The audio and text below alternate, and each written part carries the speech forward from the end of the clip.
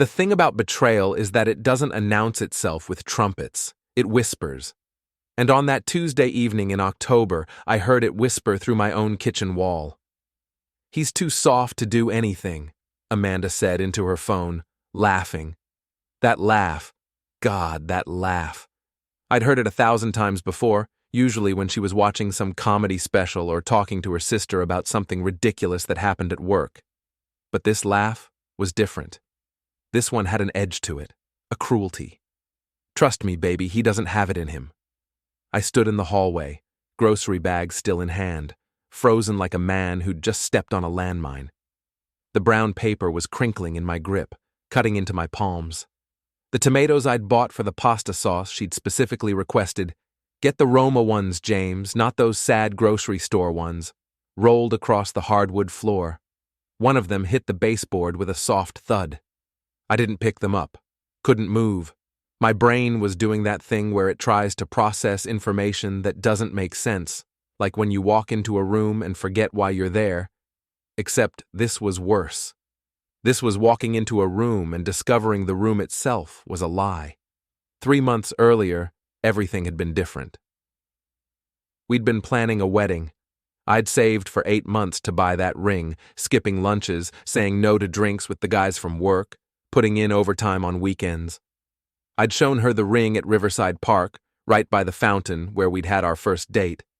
It was a simple platinum band with a modest diamond, because I was a junior architect at Morrison & Associates, not a hedge fund manager, and I wanted to be honest about what I could afford. She'd smiled, that smile that made her eyes crinkle at the corners, said yes, kissed me in front of the fountain while tourists took photos and some kid on a skateboard whistled. I thought that was it. I thought we were heading towards something permanent. Then came the conversation that should have been my first warning. My first red flag waving so hard it could have generated electricity. It was a Saturday afternoon, middle of July, hot enough that the asphalt was soft under our shoes. We were sitting across from each other at the Blue Moon Cafe, this pretentious little coffee shop Amanda loved because they served lattes with foam art. She ordered a vanilla oat milk something or other that cost $7. I got black coffee. Always black coffee. "I need to explore other options to be sure about you," she'd said, stirring her latte with a tiny wooden stick. Casual, like she was discussing what movie to watch. "Otherwise, marriage is off." The words hit me like a 2x4 to the chest. I remember the way my coffee tasted suddenly bitter, even though I hadn't added anything. I remember the sound of the espresso machine hissing in the background, the way the barista was laughing at something a customer said, the way the sun was coming through the window at just the wrong angle, hitting me right in the eyes. My brain did backflips trying to process what explore other options meant in the context of a marriage proposal. "What does that mean?" I asked. She shrugged. Actually shrugged. "It means I want to be sure you're the right one. I'm 28, James. This is a big decision. I need to know there's nothing better out there." "Nothing better," I repeated slowly. "Don't take it personally. Don't take it personally." Like she'd just told me she didn't like my choice of restaurant. I sat there for what felt like an hour but was probably 30 seconds, watching her sip her $7 latte, watching her check her phone, watching her exist in a reality where what she'd just said was somehow reasonable. "Okay," I'd said finally. She'd blinked, clearly expecting an argument, expecting me to beg maybe, to promise I was enough, to convince her not to go looking. "Okay?" "Okay," I repeated. "If you need to be sure, then be sure." The next day, while she was out exploring, I canceled the venue, returned the ring, got the deposit back from the caterer, and found a studio apartment across town. I packed my essentials, clothes, laptop, my grandfather's watch, and left the furniture. She could keep it all. When she called 3 days later, her voice was pure panic. "Where are you? Why aren't you answering my texts? The landlord said you gave notice." "Marriage is off," I'd told her, my voice flat as Nebraska. "Enjoy exploring." I ended the call. Changed my number, blocked her email. That should have been the end of it. That should have been my clean exit from Amanda Wells and her games. But 6 weeks later, she found me. Showed up at my office with tears streaming down her face, mascara painting dark rivers on her cheeks. She begged, she pleaded, she swore she'd made a terrible mistake, that she'd been confused, scared of commitment, young and stupid. "I love you," she'd sobbed. "I've always loved you, please. Please, give me another chance." I should have said no. I should have remembered the way she'd so casually suggested exploring, but I was lonely. And she was beautiful, and some stupid, optimistic part of me wanted to believe that people could change. So I said yes. We moved into a small house in Lakewood Heights. A rental, not a purchase, because I'd learned at least that much. For 3 months, things seemed normal. She cooked dinners. We watched movies. She laughed at my jokes about cantilever beams and load-bearing walls. Then came the whispers. First, it was late-night texting. "Just my friend Rachel," she'd say, angling the phone away from me. Then it was sudden girls' nights that ran until 3 in the morning. Then it was a new perfume I didn't recognize, expensive designer stuff that smelled like someone else's money. I'm an architect. I notice details. I notice when crown molding doesn't align, when a door frame sits 1 degree off plumb. I definitely notice when my fiancée starts coming home smelling like cologne that isn't mine. But I said nothing. Not yet. Instead, I went online and ordered a voice-activated digital recorder, the kind paranoid executives use in boardroom meetings. $38 with express shipping. It arrived in a plain brown box. I installed it inside the heating vent in our bedroom, behind the grate where warm air hissed and rattled. The ambient noise would mask the device perfectly, and the microphone had a range of 30 feet. For 3 days, I collected nothing but Amanda watching reality TV and talking to her sister about nail polish colors. Boring, domestic audio. The sound of her eating popcorn. The sound of her complaining about traffic. Normal life stuff. On the 4th day, I came home early. I told her I had a site inspection in Boulder that would keep me out until 7. Big commercial project, potential multi-million-dollar contract, very important. She'd barely looked up from her phone when I'd left that morning, just waved vaguely and said, "Have fun with your buildings." Instead, I finished at noon and drove back, parking 2 blocks away on Maple Street, walking the rest of the distance. Paranoid? Maybe. But paranoia feels a lot like preparation when you're right. The afternoon sun was harsh, making everything look washed out and overexposed. I walked slowly, keys in my pocket so they wouldn't jingle, keeping to the side of the sidewalk where the trees provided cover. I let myself in through the back door, quietly, carefully, the way you move when you're trying not to wake a sleeping baby. The house was silent except for the sound of Amanda's voice drifting down from upstairs. The heating vent carried it perfectly, her voice amplified by the metal ducts. "He's too soft to do anything," she said, her tone dripping with contempt. Pure, unfiltered contempt. The kind of tone you use when talking about something beneath you. "Trust me, baby, he doesn't have it in him." I stood there, grocery bags in hand, listening. The handles were cutting into my palms. I could feel my pulse in my throat. "No, seriously, Ryan, he's like a puppy. All he does is work and come home and ask how my day was. It's pathetic. Yesterday he brought me flowers because I mentioned I was stressed. Flowers. Like that solves anything. Ryan. So that was his name. Ryan." I filed it away. "Yeah, I know. But I'm stuck in this lease until February. After that, we can get a place together. Somewhere nice. Not this dump. He won't even see it coming. Trust me. By the time he figures out what's happening, I'll be long gone with half his stuff." She laughed. That same laugh I'd loved, now transformed into something ugly.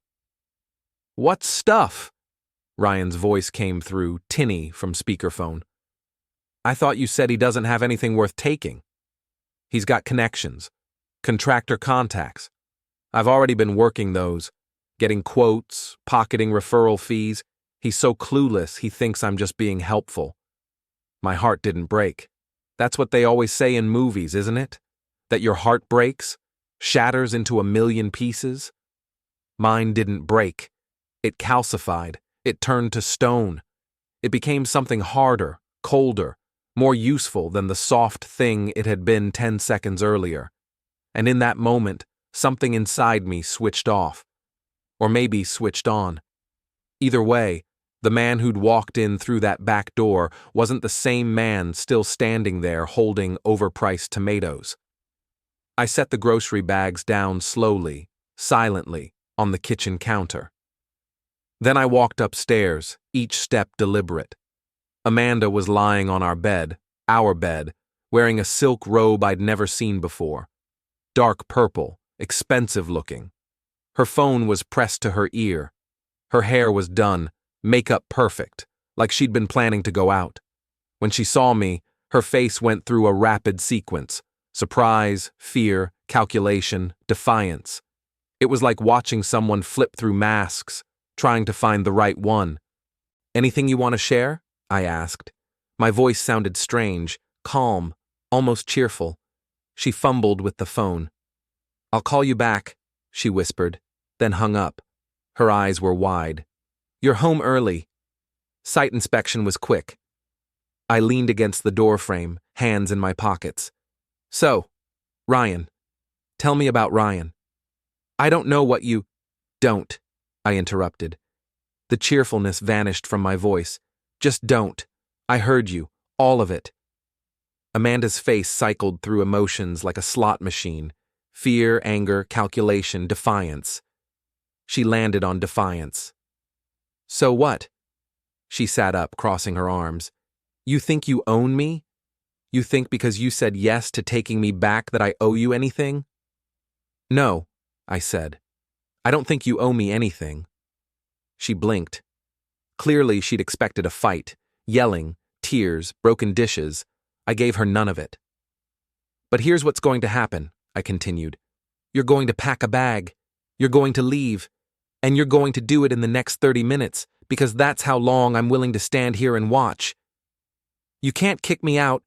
My name's on the lease." "Actually," I said, pulling out my phone, "it isn't. I have the only copy of the signed lease agreement, and you'll notice that in the section marked additional tenants, your name was never added. You've been living here as my guest." Her mouth opened, closed, opened again. "You're bluffing." I showed her the lease document on my phone. Her name was nowhere on it. 30 minutes, I repeated, starting now. She stared at me like I'd grown a second head. Then she grabbed her phone and called someone, probably Ryan. I heard her voice rising, panicked, angry, desperate. I walked downstairs, poured myself a glass of water, and waited. 28 minutes later, she stormed down the stairs with a suitcase and her makeup bag. "You'll regret this," she screamed. "You're nothing without me, you hear me? Nothing." "Probably," I said. "But at least I'll be nothing with my dignity intact." She slammed the door hard enough to rattle the windows. I locked it behind her. Both locks. Then the deadbolt. Then I walked upstairs, retrieved the digital recorder from the heating vent, and plugged it into my laptop. 4 hours of audio. Amanda talking to Ryan. Amanda mocking me. Amanda planning her exit strategy while I paid rent, bought groceries, and played the role of the fool. I saved everything to 3 separate drives. Then I smiled for the first time in months, because Amanda Wells had made one critical miscalculation. She'd assumed I was soft, passive, too nice to fight back. She'd forgotten something important about architects. We know how to bring buildings down. The problem with revenge is that everyone expects it to be loud, shouting matches, confrontations, burning clothes in the driveway. That's what Amanda expected, which is precisely why I did none of it. Instead, I did something far more effective. I erased her. Not physically, financially, legally, socially. I removed Amanda Wells from my life with the same methodical precision I used to draft blueprints, one line at a time until the structure was complete. Day 1. I called my bank and removed her as an authorized user on my accounts. She'd never been a joint account holder, another bit of foresight I was grateful for, but she'd had permission to use my card for household expenses. That permission evaporated at 9 a.m. on Wednesday morning. Day 2, I canceled the credit card she'd been using, the one I'd added her to just in case of emergencies. According to the statement, her emergencies had included $400 at Nordstrom and $300 at a spa in Cherry Creek. I called the credit card company, explained that an unauthorized user had been making fraudulent charges, and requested a new card number. Day 3, I sold the furniture. All of it. Posted everything on Craigslist.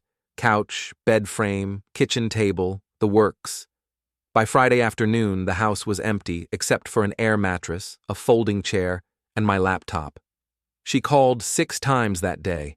I let every call go to voicemail. "You can't do this!" she screamed into my voicemail. "Half that furniture is mine!" Except it wasn't. I had receipts for every piece, each one in my name, purchased before we'd moved in together. In the eyes of the law, she had no claim to any of it. I didn't respond to her messages, not a single one. Instead, I started phase 2. Ryan Holloway, I'd looked him up, was a sales manager at a tech startup downtown. Mid-30s, decent looking in that generic way that made him forgettable. Divorced. No kids. LinkedIn said he enjoyed golf and networking events. He also, according to his very public Facebook profile, had a serious girlfriend named Jessica. Interesting. I created a burner email account and sent Jessica a simple message. "I thought you should know that Ryan has been seeing someone else. Her name is Amanda Wells. I'm sorry to be the one to tell you." No evidence, no proof, just a seed planted. 20 minutes later, I sent Ryan an anonymous text from a Google Voice number. "Jessica knows." Then I waited. The explosion happened faster than I'd anticipated. By Saturday morning, Ryan's Facebook relationship status had changed from in a relationship to single. By Saturday afternoon, Amanda called me again, her voice shrill with panic. "What did you do?" she demanded. "Ryan's girlfriend found out about us. Did you tell her?" "No idea what you're talking about," I said calmly. "Don't lie to me. You did something. You—" "Amanda," I interrupted, "I don't care about you and Ryan. I don't care about his girlfriend. I care about finishing my lease, finding a new place, and moving on with my life. Whatever drama you've created is your problem, not mine." She sputtered. "You're lying. You—" "Have a good day," I said, and hung up.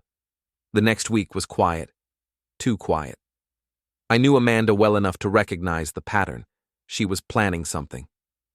Sure enough, on Thursday evening, I came home to find her car in the driveway, and Ryan's Mercedes parked right behind it. I sat in my truck for a moment, engine idling, considering my options. I could call the police. I could confront them. I could turn around and drive away. Instead, I walked inside. They were in the living room, or what used to be the living room before I'd sold the furniture. They were sitting on my air mattress, drinking my beer, looking at me like I was the intruder. "What are you doing here?" Amanda asked, standing up. "I live here," I said. "What are you doing here?" "I still have a key." "Not for long." I pulled out my phone and called the landlord. "Hi, Mr. Patterson. This is James Mercer. I need you to change the locks on the Lakewood property. Tonight, if possible. I have an unauthorized person who's been entering the premises." I paused. "Yes, I'll pay the emergency service fee. Thank you." Amanda's face went from defiant to furious. "You can't do that." "I just did." I turned to Ryan, who'd been silent this entire time. "You must be Ryan. I'd say it's nice to meet you, but we both know that's not true." Ryan stood up, trying to look intimidating. He had maybe 2 inches on me, which he clearly thought mattered. "Look, man, Amanda and I are together now. You need to accept that and move on." "I have moved on," I said. "That's why I'm asking you to leave my house." "This is Amanda's house too." "No," I said patiently. "It's not. Her name isn't on the lease. She has no legal right to be here, and neither do you." Amanda grabbed Ryan's arm. Let's go. This place is a dump anyway. Funny, I said. You didn't think it was a dump when you were living here rent-free. They left, but not before Amanda shot me a look that could have stripped paint off walls. You'll regret this, she hissed. You can't even afford a lawyer. I smiled. Not a friendly smile. You'd be surprised what I can afford, Amanda. The door slammed. Again. That night, I sat alone in my empty house and reviewed my recordings. 4 hours of Amanda talking to Ryan, mocking me, planning her escape. I'd been listening to them on repeat, not out of masochism, but because I was waiting for something specific. And at timestamp 2:47:33, I found it. Amanda, laughing. James has no idea I've been using his contractor connections to get quotes for Ryan's kitchen remodel. Poor guy's been giving me referrals for months. Ryan, laughing back. Does he know you're getting a 20% kickback from them? Amanda. Of course not. He thinks I'm just being helpful. Bribery. Kickbacks. Using my professional network for personal financial gain. I saved that clip separately. Then I drafted an email, not to Amanda, not to Ryan, to every contractor I'd ever referred to Amanda, 15 of them. Small business owners who depended on referrals, who trusted me because I'd built a reputation over 5 years of honest work. Subject line: Important information regarding Amanda Wells. Body: Gentlemen, I recently discovered that Amanda Wells has been soliciting and accepting kickbacks from several contractors in exchange for referrals generated through my network. This is both unethical and potentially illegal. I wanted to make you aware of this situation so you can protect your businesses accordingly. I've attached documentation. Please reach out if you need additional information. I attached the audio clip, and then I hit send. 3 days later, my phone rang. It was Tom Bradshaw, a plumber I'd worked with on a commercial renovation project. James, he said, I got your email. I need to tell you something. What's that? Amanda contacted me last month asking for a $1,500 kickback on a bathroom remodel I did through your referral. I thought it was weird, but she said you'd approved it. I didn't pay her, but I should have told you. It's fine, Tom. Did anyone else contact you? Yeah, at least 5 other guys in the group. We're all pretty angry, man. She made us look bad. I appreciate you telling me. James. Tom's voice got quieter.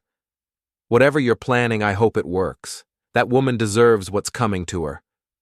I hung up and allowed myself a rare moment of satisfaction. Amanda had spent months building her exit strategy, using my network, my money, my trust. Now I was going to use every ounce of that same network to bury her. Because the thing about being too soft is that people forget. Soft doesn't mean weak. It just means patient. The dinner party wasn't my idea. It was Amanda's. After Ryan's girlfriend publicly dumped him on Instagram with a post calling him a cheating scumbag, along with photos, Ryan decided to take a break from Amanda. The post got 300 likes and comments like, "You deserve better," and "I always knew he was trash." Ryan couldn't handle the public scrutiny. Translation: he'd found out that dating Amanda came with consequences he hadn't anticipated. So Amanda, desperate to prove she was still in control, organized a dinner party at my house, the one she'd been evicted from 6 weeks earlier. She sent Facebook invitations to 23 people.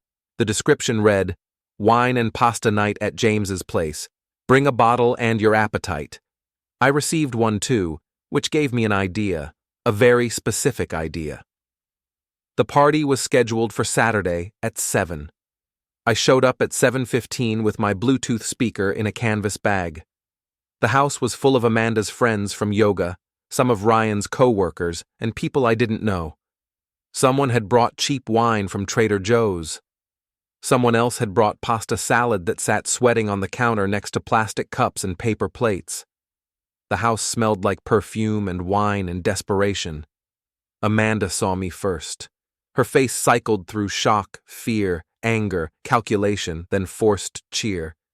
She wore a black dress I'd never seen, heels that made her 3 inches taller, professionally done makeup.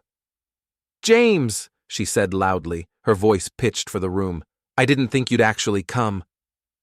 Wouldn't miss it, I said, holding up the speaker. I even brought entertainment. Her eyes narrowed. The smile stayed plastered on, but her eyes went cold. What's that? You'll see. I walked to the center of the empty living room and set the speaker down. The space echoed. People were standing around awkwardly, some leaning against walls, others sitting cross-legged on the floor.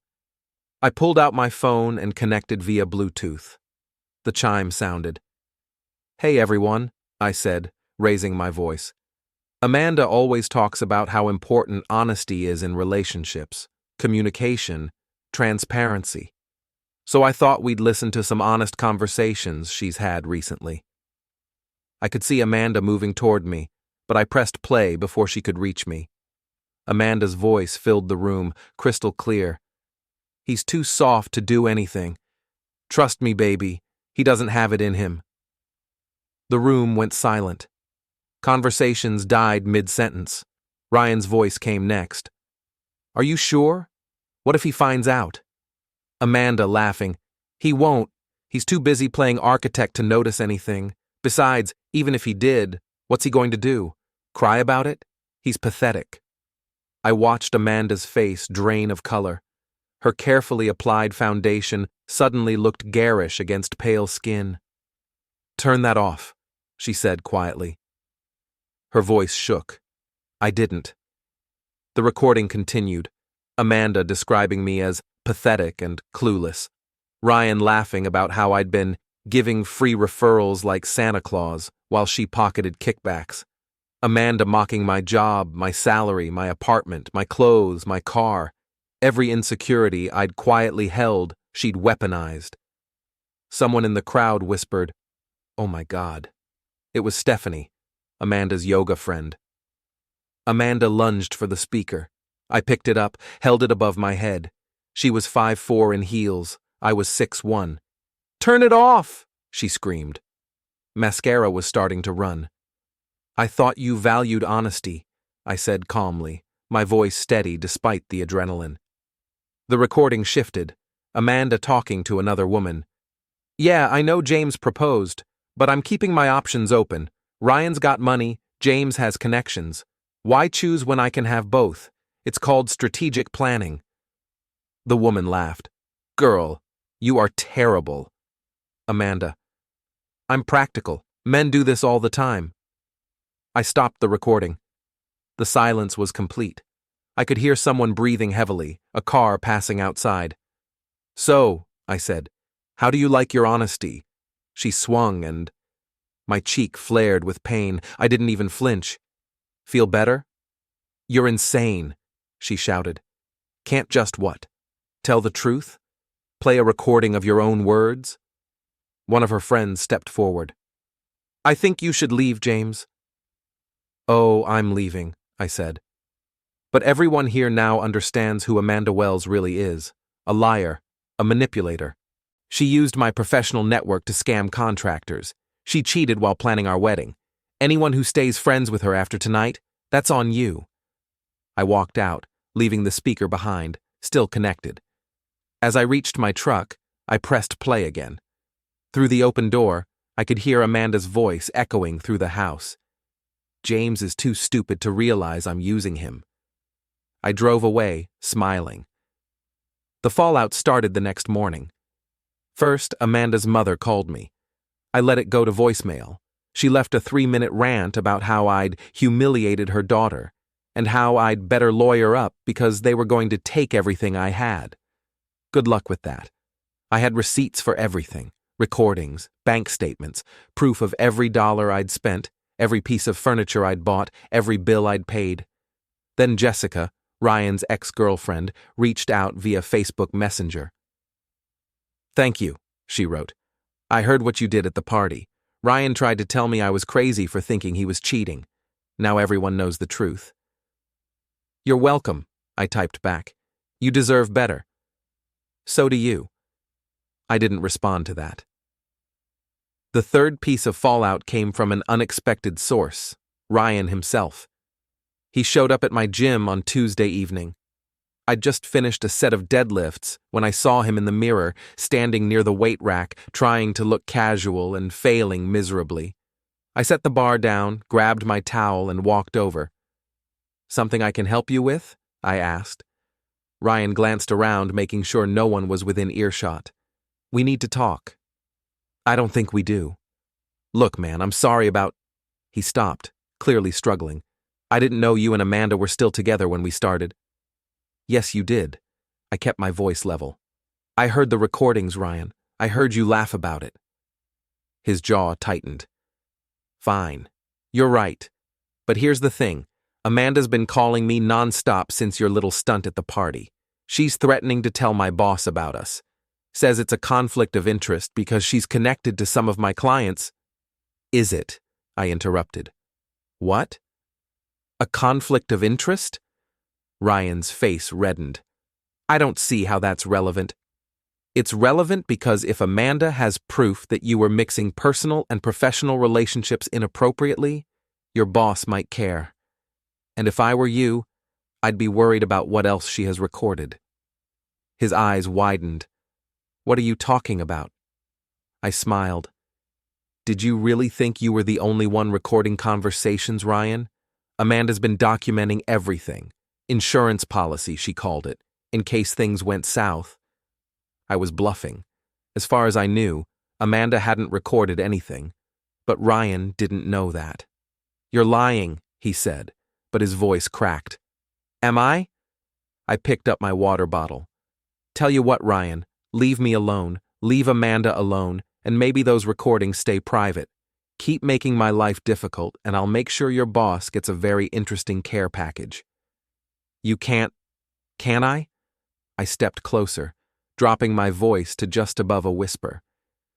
"You have no idea what I can do, Ryan. You thought I was soft. You thought I'd just roll over and let you two walk all over me. But here's the thing about being underestimated. It gives you a hell of an advantage."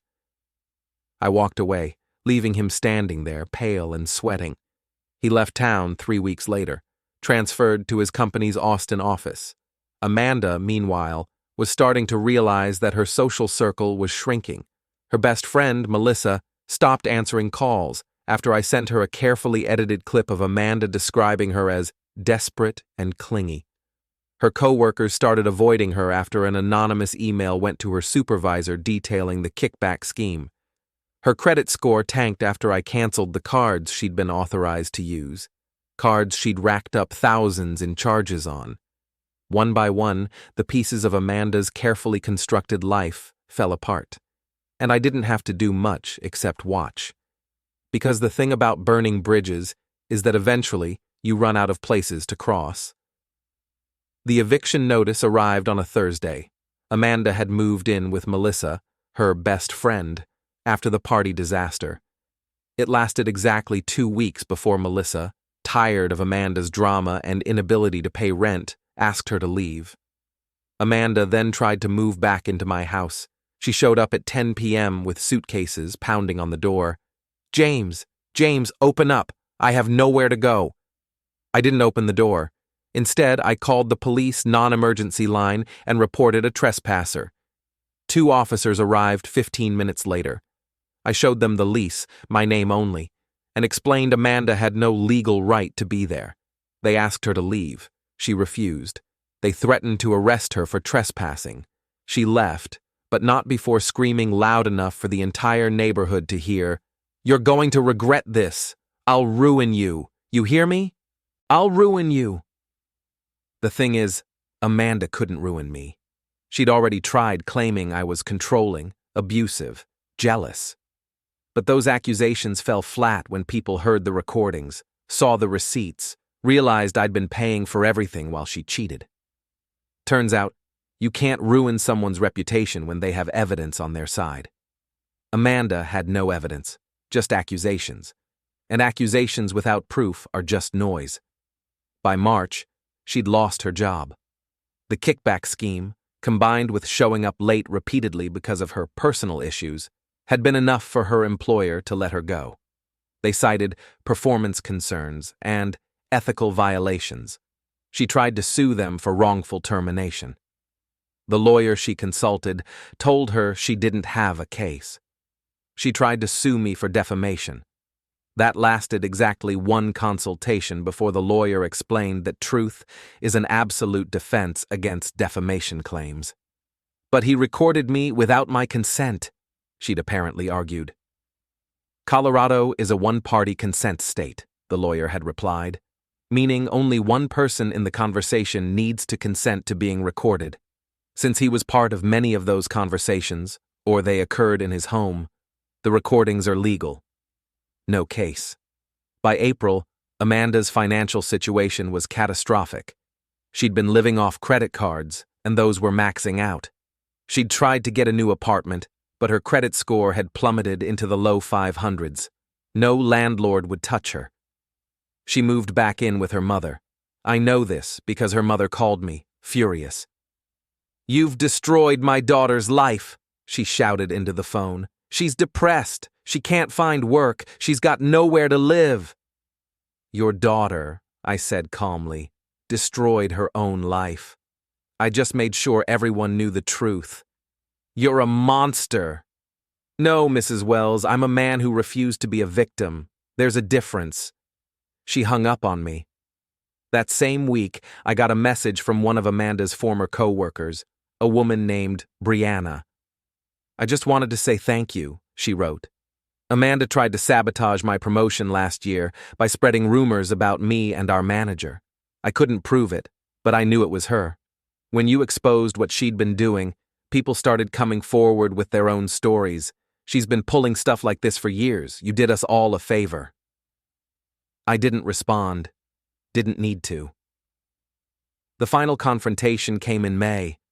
I was at a coffee shop near my office working on a proposal for a residential project when Amanda walked in. She looked terrible. Her hair was unwashed, pulled back in a messy knot. She wore sweatpants and an oversized hoodie. Dark circles framed her eyes. She saw me and walked straight over. "We need to talk," she said. "No, we don't." "Please." Her voice cracked. "Just 5 minutes." Against my better judgment, I closed my laptop. "Fine. 5 minutes." She sat down across from me, hands trembling. "I'm sorry." "For which part?" "All of it. Everything. I was awful to you. I know that now. I was selfish and cruel, and I took you for granted." I said nothing. "I just want you to know," she continued, tears forming, "that I realize I made a mistake. A huge mistake. And if I could go back and change things, I would. I really would." "Is that all?" She blinked. "What? Is that all you wanted to say?" I was hoping you'd forgive me." I leaned back in my chair, studying her. "Amanda, I don't forgive you, and I'm not going to pretend I do just to make you feel better. But I said I'm sorry, and that changes nothing." I opened my laptop again. "You didn't come here because you're genuinely remorseful. You came here because your life fell apart, and you're looking for someone to blame who isn't you. Or maybe you're hoping I'll feel sorry for you and let you back into my life. Either way, the answer is no." "You're unbelievable," she said, her tone shifting from pleading to bitter. "You act like you're so much better than me." "I don't act like anything, Amanda. I just refuse to be your doormat anymore. I could have loved you." "No," I said quietly. "You couldn't. Because loving someone requires seeing them as a person, not a tool. And I was never a person to you. I was a means to an end." She stood up, shaking. "You're right. I should have known better than to think you'd be capable of empathy." "Empathy," I repeated. "That's rich coming from you." She stormed out. I went back to my proposal. 2 weeks later, Tom Bradshaw called. Amanda had tried suing him for consulting fees. He showed the judge my recordings, and the case was thrown out. The judge warned Amanda about frivolous lawsuits. "You did the whole contracting community a favor," Tom said. I hung up and stared at my phone. Amanda had tried everything: threats, lawsuits, public accusations, appeals to sympathy. None of it worked, because I'd built my case with evidence, documentation, and a clear timeline. She'd built hers on lies, and lies always collapse. The subpoena arrived on a Tuesday in June. Amanda was suing me in small claims court for emotional distress and damage to reputation. $5,000. I read it twice, then called a lawyer, not because I was worried, but because I wanted to make sure I followed procedure. "This is frivolous," the lawyer said, after reviewing the case. "She has no evidence. The recordings you made were legal. You didn't defame her. You told the truth. This will get thrown out in 5 minutes." "Good," I said. "I want to make sure it does." Court date was set for July 18th. I showed up at 8:30 a.m., wearing a suit I'd bought specifically for the occasion. Not because I needed to impress anyone, but because I wanted Amanda to see that I was doing fine. Better than fine. She arrived 10 minutes late, wearing jeans and a t-shirt, looking like she'd slept in her car. The judge called us forward. Amanda presented her case first, voice shaking. "Your Honor, James Mercer systematically destroyed my life. He recorded private conversations without my knowledge, then shared those recordings publicly to humiliate me. He turned my friends against me. He got me fired from my job. Ms. Wells," the judge interrupted, "did you or did you not make the statements captured in those recordings?" She hesitated. "Yes, but—" "And did those statements occur in Mr. Mercer's residence, or during conversations in which he was a participant?" "Yes, but—" "Then the recordings were legal under Colorado law. Do you have evidence that Mr. Mercer shared any false information about you?" He made me look bad." "That's not what I asked.